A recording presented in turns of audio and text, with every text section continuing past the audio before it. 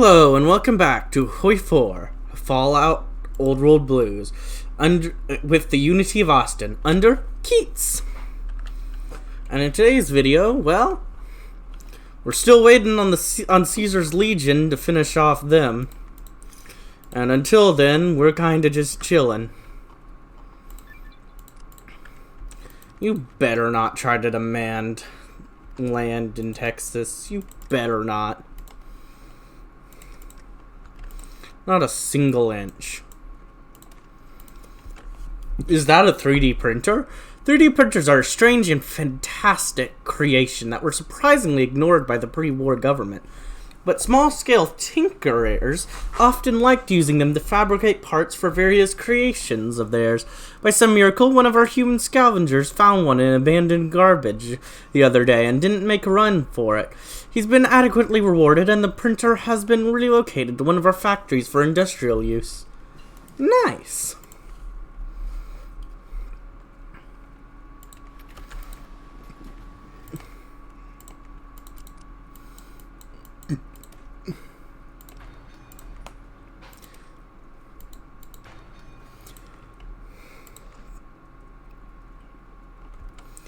Let's see. We might as well keep going down here until we get the military academy. Might as well.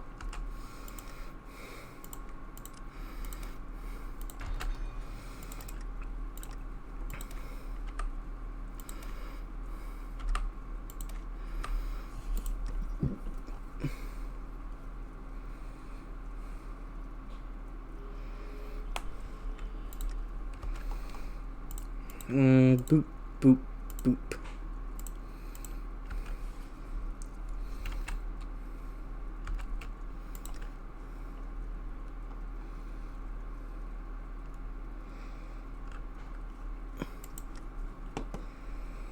I'm gonna go ahead and take this stat. No, I went down to 5.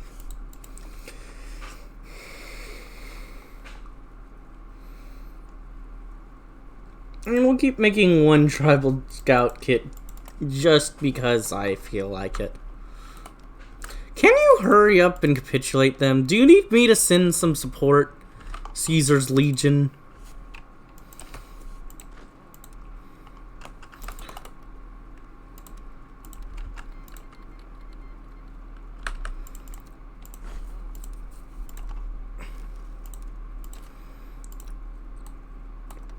Because I will, if I have to. Austin's Citadel. Though Austin is a mostly peaceful city, and we don't expect war to return to our streets anytime soon, the fact remains we will probably have to deal with war again someday. Aside from that, fortifications and bunkers look really cool, and our army thinks it would be fun things to make some. Let's give them funding needed to build some recreational kill zones. Of course, you're only allowed to shoot cannibals, but that's beside the point.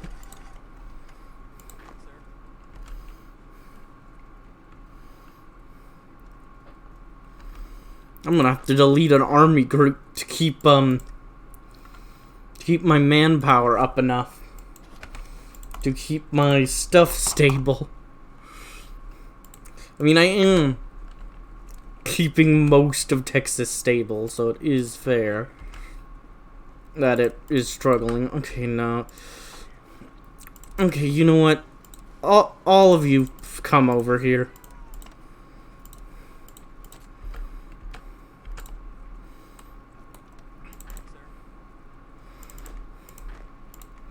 Get on over here. We're gonna need some more support.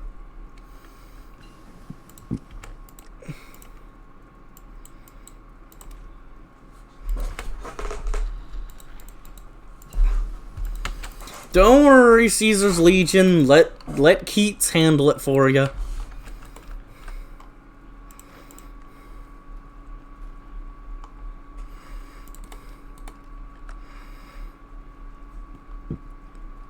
I'm kind of annoying they didn't join the war because, I mean, I could just justify on him, but the problem is Caesar's Legion's gonna be expanding into Mexico, and I could have taken land from them.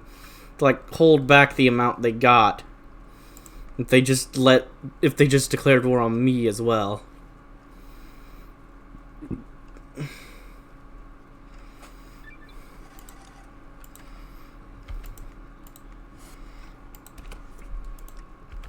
Digging up computer store.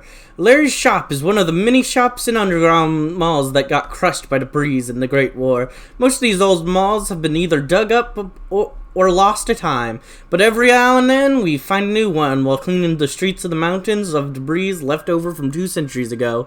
We just found Larry's shop the other day, and inside its shattered windows set a gold mine of old computers and gadgets we can salvage. Woo! Nice.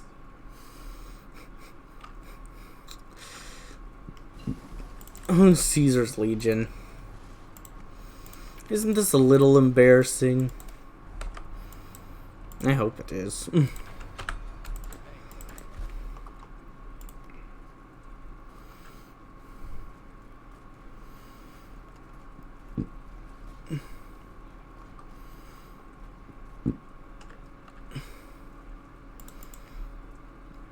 But if I want to actually be able to end this war and, you know, get peace, I kind of have to do this.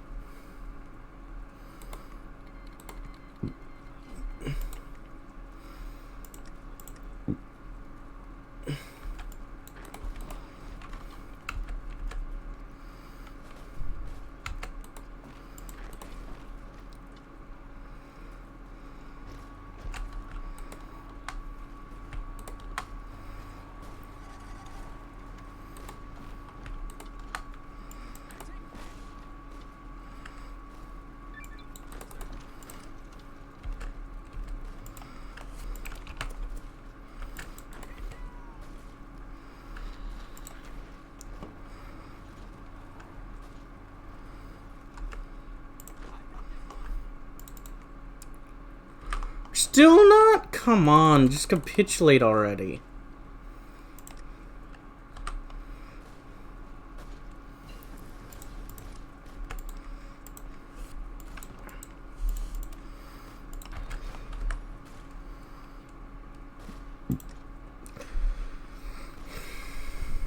Okay, come on, just murder them.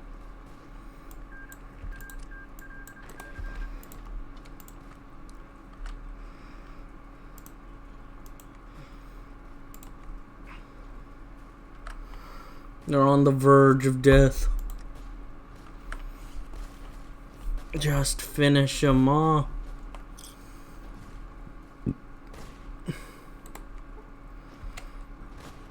Sure.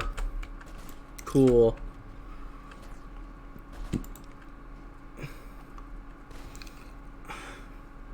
Sure, why not?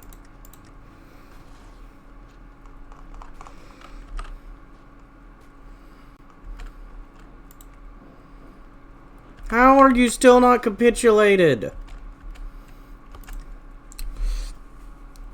iBots are the favored robot scouts used by Tillich, the robot protector of Mexico's heart. However, for the reason that we are super mutants, every now and then one attack us. What are we supposed to do but defend ourselves? Luckily, whenever we destroy one, it spills out all its valuable components. If we start a program to collect these iBots killed in self-defense, we could create a fun pastime for our citizens while also gaining highly advanced materials for our industry. Smart, smart, smart.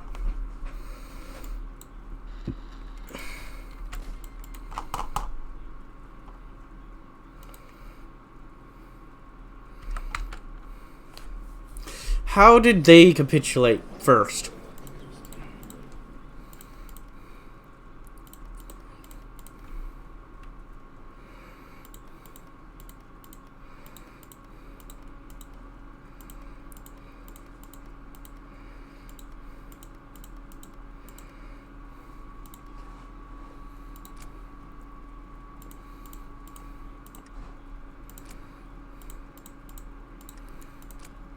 I don't care. These are mine.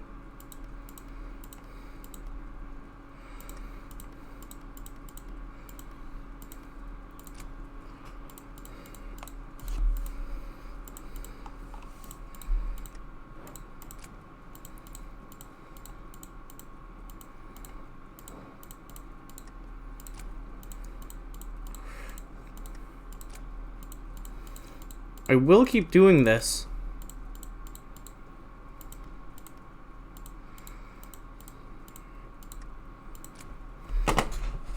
I will keep doing this.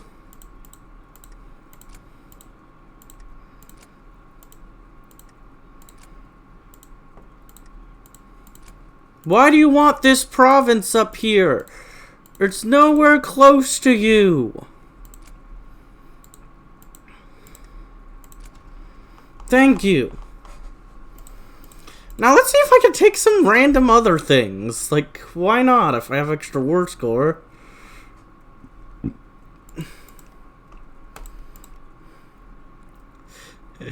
This is cheap. No, I'm not taking stuff over there. That would be truly silly. But I could potentially take some stuff over here.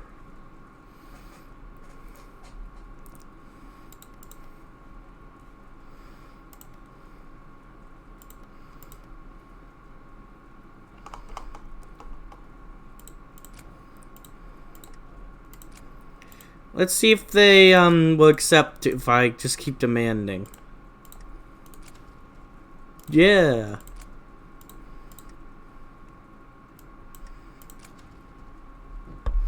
Nice, nice, nice.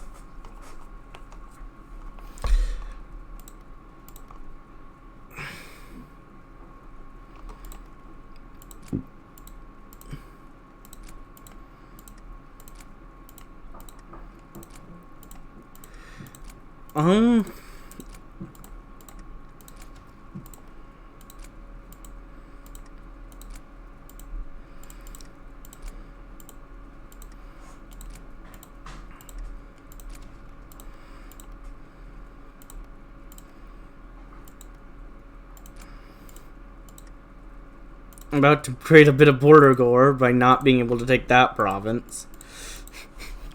Legionaries are still gonna own that one province. And yeah, that looks like all I can do demands with.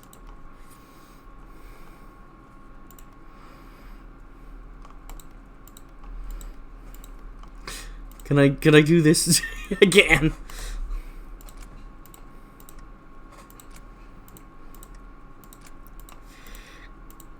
Okay, I kind of happy that that didn't succeed. Wait, did it? No. Okay.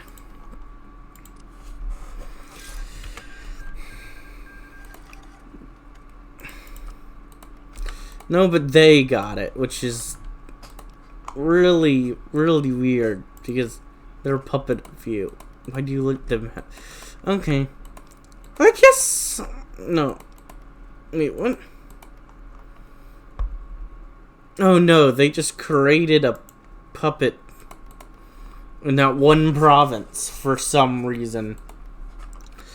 Well, they have this province down here for no apparent reason as well. That's nice.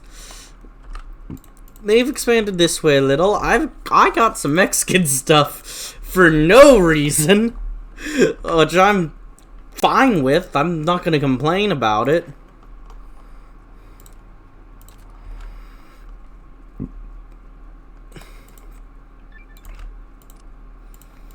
I'm just going to assume that Caesar's Legion let me have that because I helped them over there. Yes, that makes sense to me. Yep, definitely. Definitely makes perfect sense to me. I'm already pretty close to getting to here. I'm just gonna go and finish it out.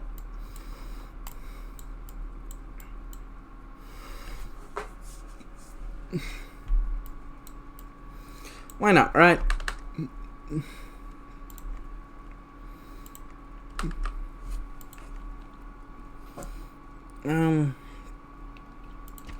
Sure. Unending vision. Radar was one of the most important technologies of the pre-war government. and it allowed them to know the Great War started before the bombs exploded in their streets. While most radar stations have long since been abandoned and fallen in disrepair, there's a few Brotherhood friends in town who saw an old one on the outskirts and offered to fix it up for us. It would probably be rude to say no. Yeah.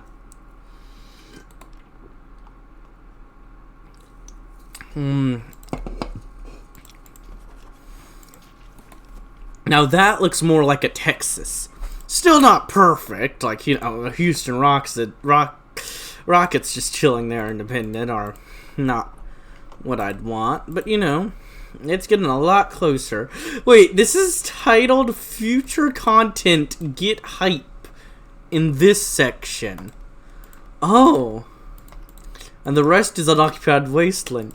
I see, so this is the next region.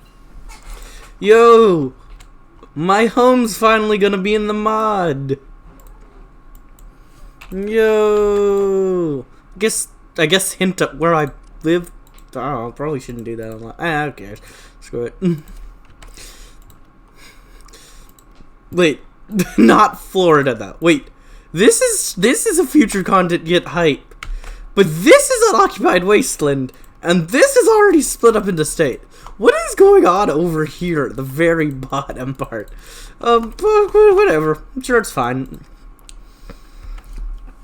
Austin restored. After a host of efforts by the Wasteland Restoration Committee to, restore the wasteland, Austin has been turned back into the beautiful type of city it must have been before the bombs fell. The main difference being that now there's a bunch of big green and purple guys, as well as shorter white and brown guys, and some crinkly guys, and some metal guys. Welcome to the melting pot. Oh, another Hallow Eve story time. Keats walked up to the stage and looked out over the attending audience. It was a good-sized crowd, all things considered. Regardless, Keats gave a beaming smile and waved to the audience. Good evening, Austin! The small crowd of mutants and humans waved. Woo! Yeah! Where they were sitting on the grassy ground, the mayor straightened his tie and gave the usual spiel about how the Hallows' Eve was a pre-war holiday. Austin celebrated that reading, yada yada, and how he had sifted through this year's tales to find a good example, yada yada. He paused and pulled a stool on his microphone, sitting down while he set a small pair of loosely fitted and mostly decorative reading glasses on the ridge of his nose. So there we were, he began, 10 leagues off the coast of Grand Cayman. It had been a foggy night, and our brig was creaking gently. I was in the crow's nest when I noticed the wind stopped.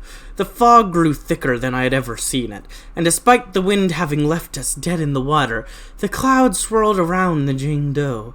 I called to Helmsman that I had no visibility, and he yelled back up that he couldn't see anything. Then I looked back out over the misty waves and took in the sight that left me dumbstruck. Floating silently towards us was a massive galleon, easily 250 feet from bow to stern, with an empty deck 55 across. 50 feet across, not 55 across. On its starboard side could be seen 2 rows of pre-war artillery cannons extended as cannon barrels from the ancient inspirational tales. I hollered that something massive was approaching, and the helmsman rang the emergency bell. The crew woke and reported to battle stations, but even when the Goliath pulled up alongside us, it did nothing. Curious, some of our men boarded the vessel. We never saw them again. Keats smiled and kept reading, particularly enthralled with this one. The narrative took a turn for the ghostly, as its narrator described the wicked fate of the Imperial Baton Rouge, a ghost vessel manned by ancient ghouls who preyed on the ships of the Caribbean without regard for life or property. The conclusion came when the narrator barely escaped from the galleon's smokescreen on a dropped lifeboat with a few friends. Watching in the distance, the Jane Doe went up in flames and then sunk beneath the waves, leaving no trace either ship had ever existed. When the story had come to an end, the audience gave a strong and grateful applause. Woo! Yeah! Yeah! Woo! Yeah! Yeah! Yeah! And Keats thanked them back. After hanging around for an additional hour to shake hands and connect with some Brotherhood scribes in the crowd, he packed up and drove home. Smokescreen vessels are never a good sign. Never a good sign. No, me. Hardy.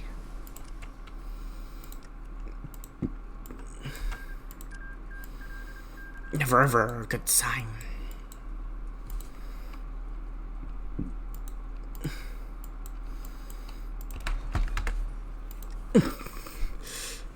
But not being sophisticated, but having this many research slots is putting me towards the end of my ability to research on a lot of things.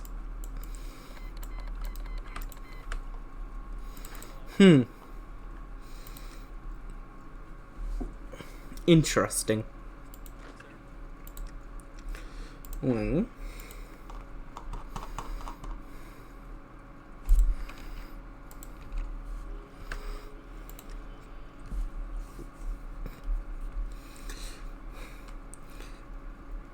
I can't wait to read the afternoon paper.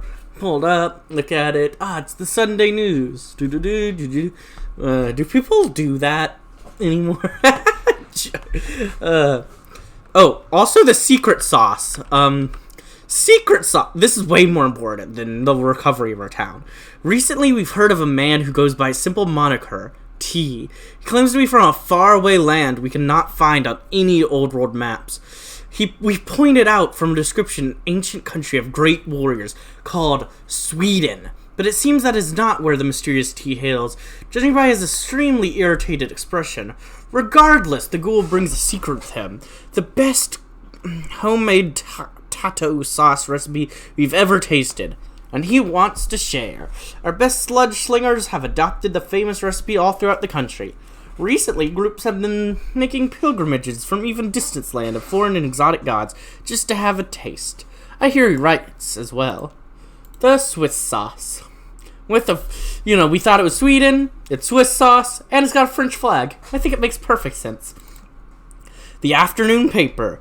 Keats sat down on a green-painted bench and opened the newspaper.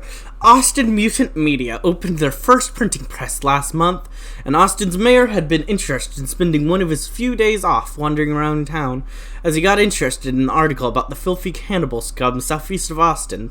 A child walking with his mother called out, "Hey, are you Keats?" "Oh, Jeremy, leave the nice greenie alone," the mother crooned.